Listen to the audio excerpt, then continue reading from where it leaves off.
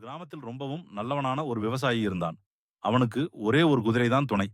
அந்த குதிரையை அவன் தன் பிள்ளையைப் போல பார்த்துக் கொண்டான். ஒரு நாள் திடீரென விவசாயியின் குதிரை காணாமல் போய்விட்டது. அவன் மனம் வருத்தத்தில் உடைந்து போனான். தனது குதிரையைத் தேடி அவன் காடு முழுவதும் அலைந்தான். அப்பொழுது அங்கே ஒரு மாய நிற நரி வந்தது. அது பார்ப்பதற்கு மிகவும் அழகாக இருந்தது. நான் உன் குதிரையை கண்டுபிடித்துத் தருவேன் என்று அந்த நரி இனிமையாகச் சொன்னது. ஆனால் அந்த நரிக்கு ஒரு குணம் இருந்தது. அது பொய் மட்டுமே பேசும். அந்த நரி விவசாயியிடம் பல பொய்களைச் சொல்லி அவனை ஒரு தவறான வழியில் அழைத்துச் சென்றது. ஆனால் விவசாயி தன் மனதில் உண்மையை மட்டுமே நம்பினான். அவன் மிகவும் பொறுமையுடனும் கடின உழைப்புடனும் சரியான வழியை தேடினான்.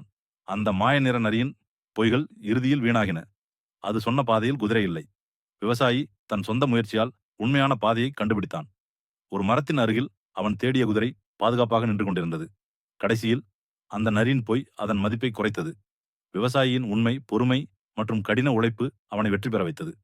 அதனால் குழந்தைகளே, நாம் எப்போதும் உண்மையை பேச வேண்டும். To stay updated, please like this video, subscribe to our channel, and click the notification bell icon.